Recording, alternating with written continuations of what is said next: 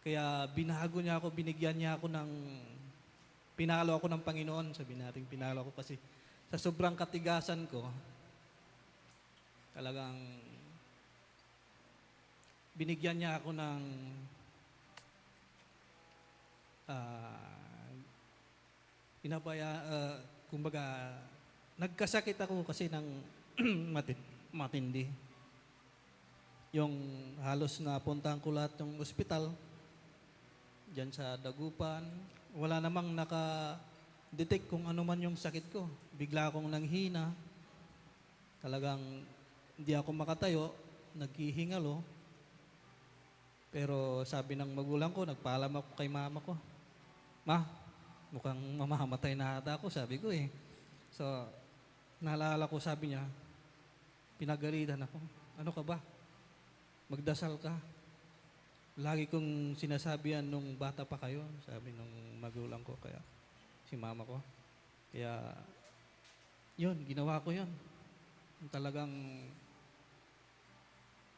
yung binibilang ko na yung hininga ko, nagdasal ako, umiyak ako. Sabi ko, "Lord, bigyan mo ko ng chance. Kung ano man yung natitirang buhay ko, Panginoon, bibigay ko sa iyo. Pagalingin mo lang ako," sabi ko. Kaya on that time na biglang lumakas yung katawan ko, naramdaman ko na yung katawan ko medyo gulaw na nakakatrabaho na ako. Kasi dati kakagising ko lang, talagang pagod na pagod ako, yung parang over fatigue, parang gano'n. Kumbaga, hindi ka makagawa ng trabaho, kumbaga tulog, higa, kain, tulog, ganun lang. Kasi hindi kaya ng katawan kong gumalaw na pangmatagalan. Kaya sabi ko, doon talagang humingi ako ng tawad sa Panginoon na bigyan ako ng chance. Tapos, on the, on the spot na bigla akong napatayo. Tapos, sabi ko, nag-promise ako sa Panginoon. Sabi ko, bibigay ko ang buhay ko sa inyo, Panginoon. Kung ilang araw o ilang taon ang natitira, bibigay ko sa inyo. Yun yung pinangako ko sa Panginoon. Kasi binigyan niya ako ng chance na mabuhay. Kasi yung in-invite ako sa INMA para mag-aral at maano ang spiritual ko. Tinawag din ako sa music team kahit basic lang po ang alam ko. Kaya sabi ko, tuturuan ako ng Panginoon. Sabi ko, yun yung dyan. Basta ang Panginoon ang bahala. Siyang gagabay sa akin sa lahat ng oras, pati sa pagtutugtog, kasama si Kuya Joel. Maraming salamat. Mga kasama ko na binigyan ako ng chance pa rin para ipakita ang skills o kahit yung boses na kahit sintonado. Pero sa pangalan ni Jesus, gaganda rin yan. Kaya, tapos sa pag-attend sa Korban, marami din akong natutunan doon. Kaya sabi ko, tuloy-tuloy na to, Panginoon. Kailangan ito ang pinangako ko, Panginoon, na ibibigay ko hanggang kunin mo ang buhay ko. Yun yung ko sa Panginoon kasi kung nagkasala man ako o bumalik ako sa dati, huwag niyong gawin yon. Kunin niyo na ako. Parang gano'n yung nasa isip ko. Kaya ayaw ko nang bumalik sa dati. Kasi dati medyo parang patapon yung buhay. Kahit inaamin ko, mga magulang ko, pastora ang nanay ko, pero ako, yung parang matigas ang ulo. Kumbaga ako yung naiiba sa kanila. Sa lahat ng anak, sa lahat ng magkakapatid, ako yung problema nila. Kaya parang iniiwas ko yung sarili ko sa kanila. Kasi parang inisip ko, iba akong tao, parang gano'n. Masyado akong madumi para makisama sa pamilyang yung maputiang budhi, parang gano'n. Pero ngayon ko lang na-experience yung kabutihan ng Panginoon. Kaya sabi ko, kaya pangako ko sa Kanya, yung buhay ko ibibigay ko sa Kanya. kung ano man yung iririgalo niyang additional na taon, yun yung talagang paninindigan ko hanggang sa katapusan ng buhay natin dito sa mundo. Maraming salamat po. Thank you, Lord. Amen. Glory to God po sa buhay ni Kuya Nigel. Yan, grabe po yung transformation. Kakabless po. Ngayon naman po, tayo po ay darako sa magkakaroon po tayo ng ating komunyon. Tinatawagan ko po si Pastor Roland Santiago for our communion.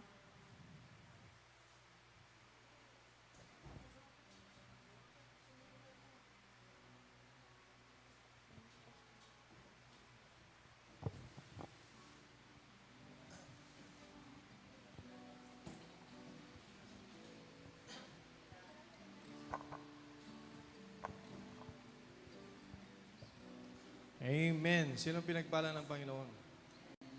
Praise the Lord. Okay, sige. Tayong lahat ay tumayo. Hallelujah. Umawit tayo ng isang awitin. Awitin ng Song of Surrender to the Lord. May I ask ang ating mga ministers, okay, pastors, okay, na tumulong dito sa ating pagdala ng ating mga elements. Hallelujah. Sige, mawit muna tayo ng isang awitin.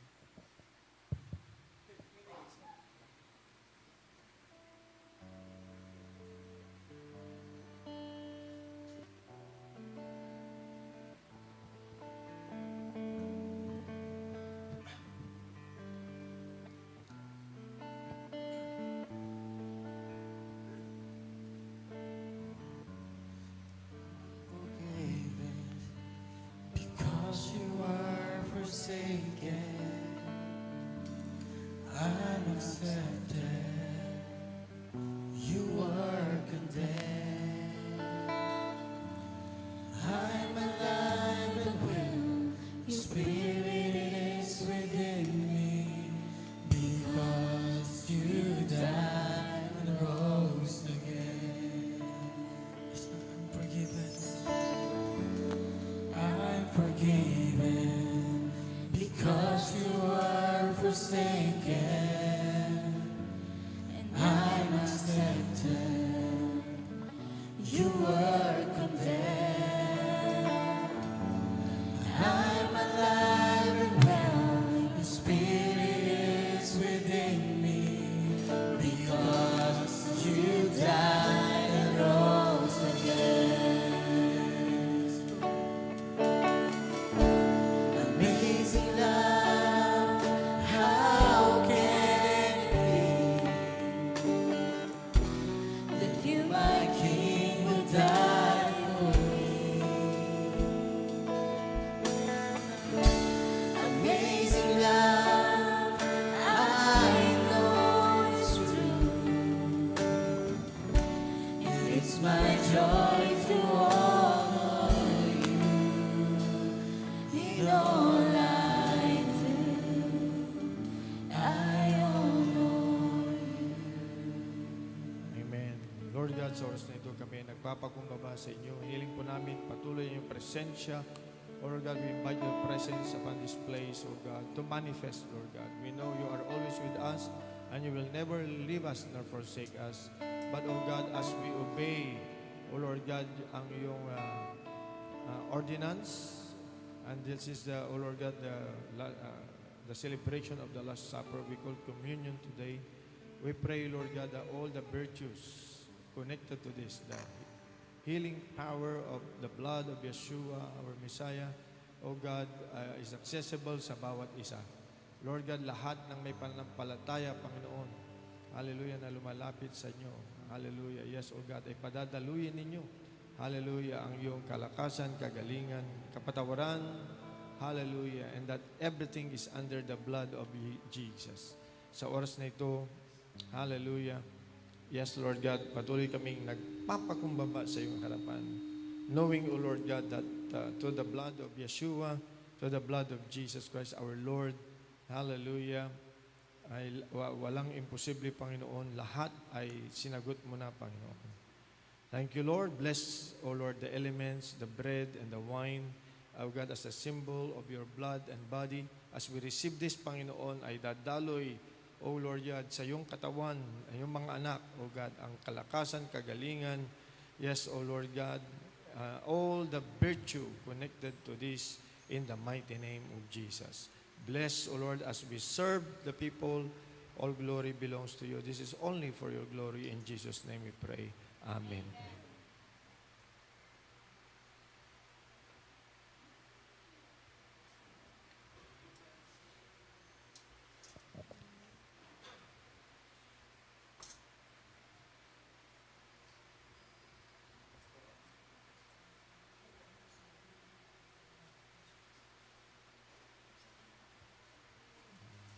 Hallelujah.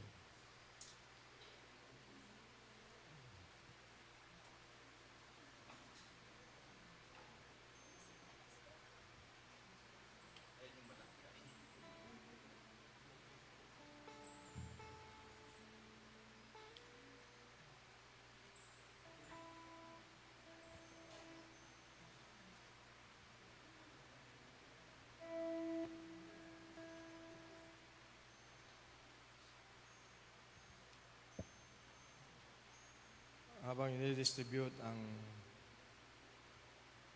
bread and wine, let's read the scripture in verse 17 of chapter 11. Okay.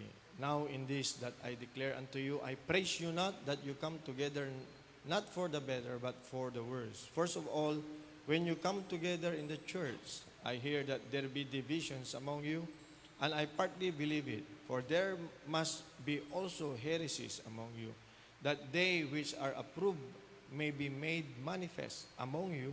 When you come together, therefore, into one place, this is not to eat the Lord's Supper, for in eating everyone take before other his own supper, and one is hungry, and another is drunken. What? Have you not houses to eat and to drink in? Or despise ye the church of God, and shame them that have not? What shall I say to you? Shall I praise you in this? I praise you not.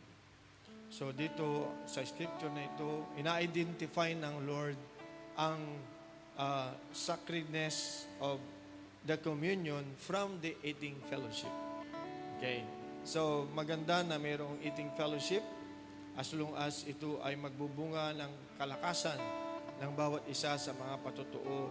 But, praise God, this one is different because nilinaw ito ni Apostol Pablo sa verse 23 to 26. And now, I'll be reading with the Spirit of the Lord with us. Sabi ni Apostle Paul, English, for I have received of the Lord that which also I delivered unto you, that the Lord Jesus, on the same night in which he was betrayed, he took bread, and when he had given thanks, he brake it and said, take, eat. This is my body which is broken for you. This do in remembrance of me. Kainin po natin.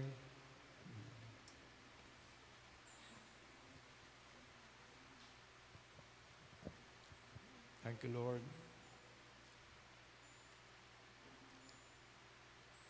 After the same manner also, he took the cup, and when he had supped, saying, this cup is the New Testament in my blood. This do ye as often as you drink it in remembrance of me. Inumin natin. The Lord bless you. For as often as you eat this bread and drink this cup, you do show the Lord's death until He comes. Magpasalamat tayo sa ating mga kagalingan, kalakasan, hallelujah, recovery from sickness and disease, deliverance from the work of the enemy. Thank you, Lord, for the kalusugan, the health ng bawat isa, dadaloy sa aming mga pamilya, the grace that we have received from you. We carry, Lord God, the glory of the Lord. We are carriers of the glory of God, of the power of God, of the healing of God, the authority, hallelujah, that you have given us. We will exercise over all the works of the enemy. Open our eyes that may we see, O Lord God, the revelation knowledge of your word. and that everyone, bawat isa sa amin, ay gamitin ninyo to be a blessing to others with authority in the mighty name of Jesus Christ, we pray. Amen. Amen. Amen. The Lord bless you. The Lord bless you.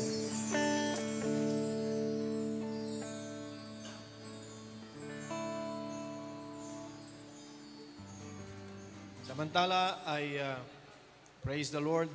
Ang aking exhortation habang kayo nakaupo ay palakasin natin ang ating Shabbat Shalom sa ating mga pamilya. Kung hindi nyo pa alam, may English version pero short, may Tagalog version mahaba ng konti, pero running 30 minutes. Pag hindi nyo pa yung na-experience, mag-invite kayo ng ating mga pastor para masimulan ang Shabbat Shalom sa inyong mga bahay. I-continue natin ito. Ito yung paraan para yung kagalingan tuloy-tuloy, alright, na magtrabaho. It should be every week, kung kaya ninyo yon, okay? Or pwede namang, kung magkakapit bahay, ay ilipat-lipat, okay? I believe sa Shabbat Shalom, okay, ay dadaloy, praise God, ang continuous na grasya ng Panginoon, alright, in terms of healing, prosperity, in terms of kalakasan. Praise the Lord. I-practice natin ito. Explanation will follow later. Pero yung iba kasi, parang gano'n. Alanganin pa. Yeah? Akala nila, gusto natin maging Hebrew. No. Okay. Do not forget that in the millennium, i-restore ng Diyos, right, ang Shabbat Shalom. So practice tayo ngayon. Alright? At in the light of Christ, hindi natin sinusunod yung sinusundan ng mga Jewish people. Yan yung Shabbot. Iba yon, Shabbot. Yan yung Old Testament way. But yung Shabbat Shalom ay communion in the family in the light of the gospel. Okay? Yung word na in the light of the gospel, na naintindihan natin lahat ng ginagawa natin doon, na yun ay ginawa ng Panginoon Kristo. And then I'll be making also the series about the Feast of Israel. Okay? Sa Santa Barbara. Siyempre, yung iba doon ay last days, spiritual warfare, almost tapos na natin. Pero sinong gustong maulit ang teaching sa spiritual warfare? Amen. Isang class yan na yung mga gustong matuto na mag-manifest ang the power in the name of Jesus, how to cast out devil, how to cast out, minister to people na victim ng witchcraft, victim ng evil spirit. Depressed people. So, we can start a small class on that para makapaghanda tayo. Praise the Lord. At kung gusto nyo yon, siguro, let's say, start ng 15 to 20 people, we'll start a healing and deliverance class. So, hindi ako mag-organize yan. Sabihin nyo lang sa ating administration ng INMA, yan ay isang special class. Yeah? Sino mga administrator natin? Okay, ito yung mga pastora nandito sa harap. Okay, idagdag niyo ito sa INMA. Baka sabi nila, yung INMA nga, nahihirapan kami. Hindi, enjoy ninyo yung INMA. Amen ba? Pero ito'y para sa lahat. If ever you really want to understand the authority in the name of Jesus, maganda ito kasi pang last days talaga ito.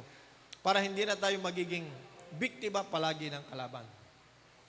Sino naniniwala na ang kapangyarihan ng Diyos ipinagkatiwala niya sa atin? Amen. Given yung mga dapat gawin at preparasyon.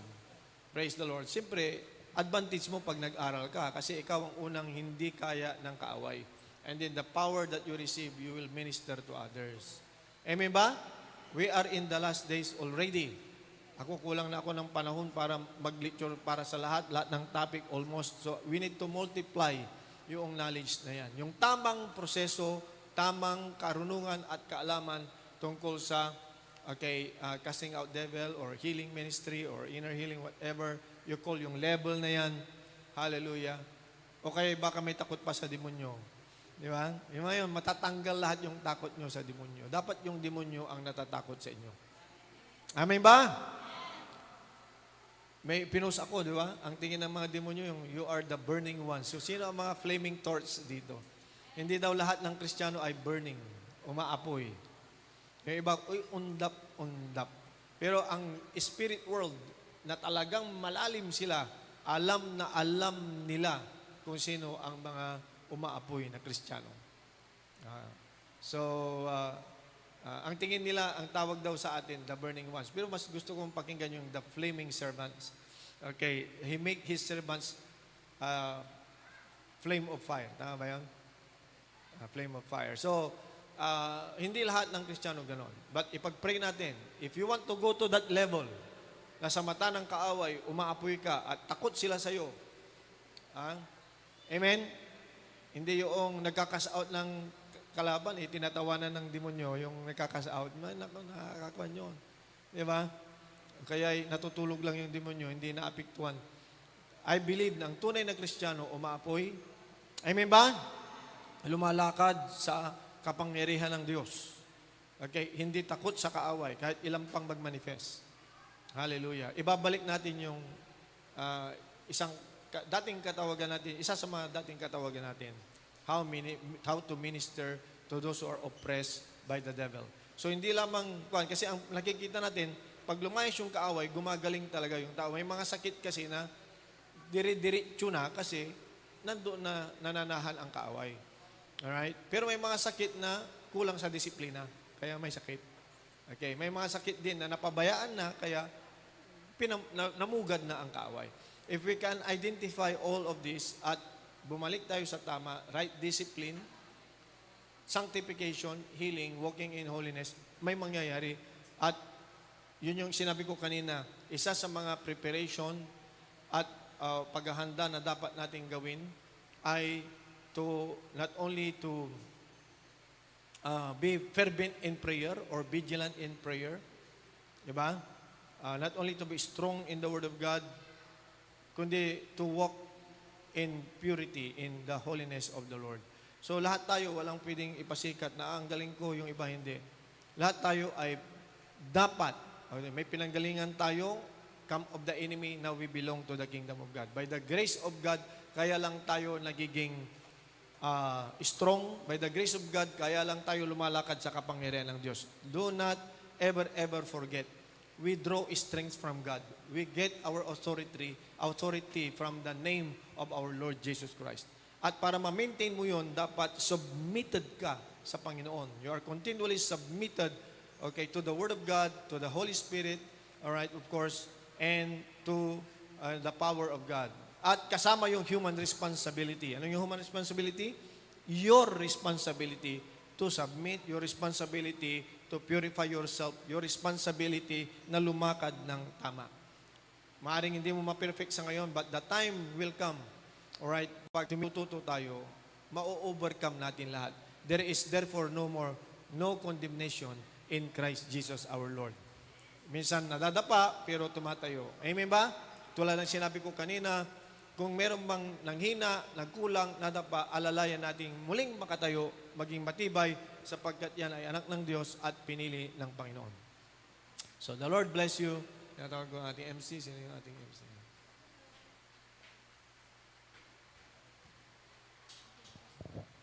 And thank you po, Pastor. Ngayon naman po, tayo na po ay darako sa ating announcement. Tinatawagan ko po si Pastora Arlene for announcement. Thank you. Kung tayo po ay nakasubaybay sa Calm Classroom GC, doon po tayo nagda-drop ng mga prayer request, ng mga announcements natin sa mga kapatiran ho natin na may pinagdadaanan for help. Of course, number 1 po yung prayer na hinihiling po namin sa bawat isa na isamang ating mga kapatiran na may pinagdadaanan sa panalangin. And pangalawa po, alam natin na we share each other's burden. Hindi ho ako nag-announce sa GC patungkol po sa mga magulang ni Pastor Benjo as of late na kasi gusto kong gawin ng personal po. Wala po sila sa atin kasi for the past month, nagsabay po ang mother and father nila.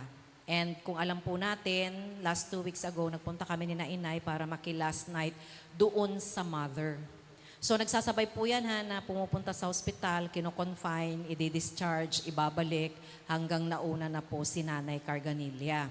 So after po ng libing, ibinalik nila sa hospital si tatay ni Pastor Benjo kasi po hindi ho makagalaw ang kanilang katawan from dito po pababa. So, binalik sa hospital, and then ang pagkakasabi, yung mga hospitals, ang una kasing pinaglagyan sa kanila was a government hospital, pero kulang sa facilities, hindi na CT scan, hindi alam kung ano ang dahilan, bakit hindi maigalaw yung katawan. So as of late, nilagay nila sa isang private hospital, nag-ikot sila kasi halos lahat ng private hospital sa Cabanatuan ang gusto tubuan po si tatay. At iisang hospital lang ang nagsabi na okay naman na hindi tubuan. So, in short, nakakonfine sila doon. Pero dahil po ICU siya, intensive care unit, ang per day doon sa pinagpuntahan yata nila, kung di ako nagkakamali, ay 60 kasi may mga 50, 60. We are referring to the room lang po ha, sa ICU yan, hindi kasama ang mga gamot. Mayroon pang 100,000. So, ang nangyari, 5 magkakapatid sila, Pastor Benjo, may kapatid siya na nanghiram na ng 100,000, sila pastor nanghiram na rin, nag-aambag-ambag, yung isang kapatid umiiyak kasi walang maitulong financially. So nakiki-coordinate po sila sa atin at bilang mga kapatid natin sa Panginoon, ngayon ko na lang po i-announce na gawin po kasi ito po, kakabasa ko ng message, parang papadischarge na nila si tatay at ililipat po dito sa Pangasinan. So, ang option nila po, ang pinili nila ay Region 1. Ang Region 1 po natin ay semi-private po yan. Ang public hospital natin ay San Carlos, Bulingit. So, kahit semi-private yan, pag semi-private, alam pa rin po natin yung expenses dyan. Ngayon, ang problema nila is yung pambayad kasi drain na rin po sila. Kaya nung kausap ko si Pastor at si Inay kahapon, let us do intentional giving today. Kung halimbawa po na we can have 20 persons, pero hindi ho natin nililimitahan sa 20 persons, pag tayo po'y kinakausap ng Panginoon to help, let us do so. So kung may 20 na magbibigay ng tig 1,000, that will be 20,000 right away. Malaking bagay po sa kanila. At dahil intentional siya, nagsulat ako ng mga pangalan. Kaya kung nilapitan ko kayo, kesa po kumuha tayo ng offering, ganito na lang yung gagawin ko. May mga sinulat na ako dito na 11. At kung hindi ko kayo nilapitan, pero kayo po ay kino-convict ng Diyos to help, then ako ang lapitan ninyo. Kalabitin niyo po ako para po matulungan natin sila. Kasi i-outpatient na nila si tatay, doon, i-discharge na. Kasi usually, pag magta-transfer ka, hospital to hospital yon, ambulansya ang magdadala. Ngayon, hindi yata magagamit ang PhilHealth, kaya para magamit, parang i-outpatient. Tapos, ilagay nila dito sa Region 1. So, sino man ho sa atin ang may kakilala sa Region 1 na makonect natin for a slot na sa ICU, we need your help po. Kung may kakilala po tayo. Kasi kailangang i-secure yung slot na pagdadalhan sa kanila po dito sa Region 1. Kasi yon ang choice nila. So for this time, lalapit na lang po siguro ako sa mga nilista ko at kung hindi ko kayo lapitan, ako ang lapitan nyo. Ganun na lang po. And the Lord, ang bahala pong magbalik sa inyo. Sabi nga niya, if we have the opportunity to do good, let us do it in the family of God. So, salamat po muli sa pakikishare nyo sa burden po ng ating mga kapatid sa pananampalataya. Maraming salamat po.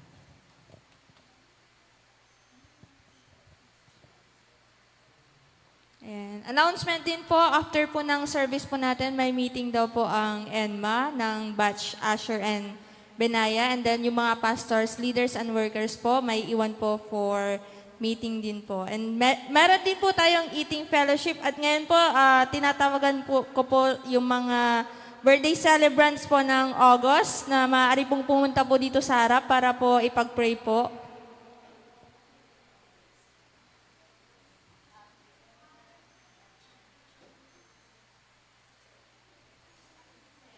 Birthday celebrants po ng August. Ayan, Ate Giselle daw po. Ate Joy.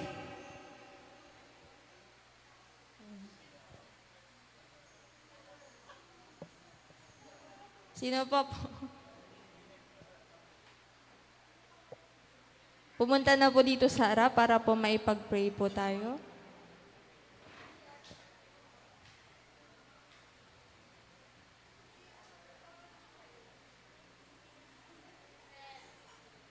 Ate Giselle. Ate Joy. At tinatawagan ko po si Pastor Pabs para ipag-pray po yung mga birthday celebrants.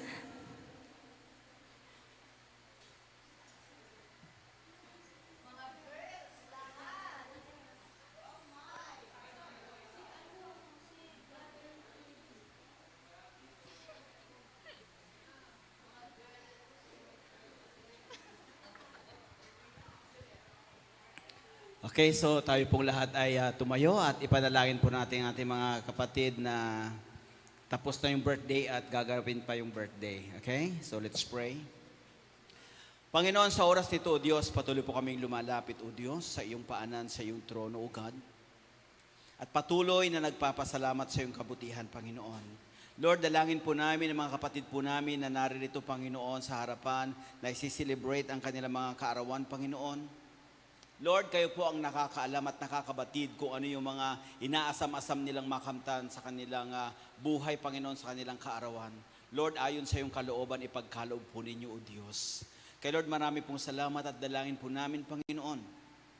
Ang mga kapatid na ito, Panginoon, na nawa, Panginoon, ay patuloy na maglilingkod sa iyo, O God. Patuloy sila, Panginoon. Hallelujah. Tapagamit sa iyo, Panginoon, upang matupad, Panginoon, ang kalooban niyo po sa amin dito sa lupa, Panginoon. Gawin din po, Panginoon, patuloy niyo po silang bigyan ng kalusugan ng pangangatawan upang mayroon po silang lakas para ikaw ay kanilang purihin, sambahin, itaas at dakilain sa kanilang mga buhay. Lord, dalangin po namin, O Diyos, na bigyan niyo pa sila, Panginoon, ng marami pang kaarawan at ma-enjoy po nila, Panginoon, habang naririto po sila sa mundo, Panginoon, ay pagpalain niyo, ipadama niyo, Panginoon, ang iyong pag-ibig, Panginoon, na hindi masukat, Panginoon. Kay Lord, maraming salamat, Panginoon, sa lahat-lahat ng mga pagpapala na kanilang tinatanggap at tatanggapin pa nila, O Diyos. Kay Lord, marami pong salamat. Ito po ang aming samot na langin na may pasasalamat sa pangalan ng Ama, Anak, at ng Espiritu Santo. Amen and amen. Okay, so hawit po tayo ng happy birthday. Happy birthday to you. Happy birthday, happy birthday, happy birthday to you. Nasaan ang kandi, ang kwan? Pusporo nyo, oy.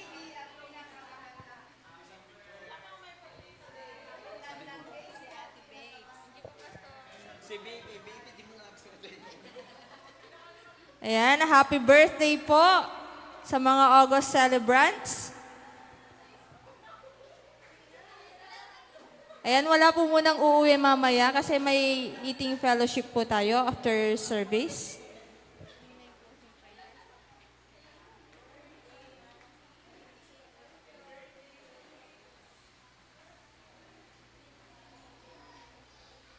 Ayan, for our closing prayer po, tayo na pong lahat ay tumayo. At tinatawagan ko po si... Ayan, sige, tayo na pong lahat ay tumayo at magko-closing prayer na po tayo.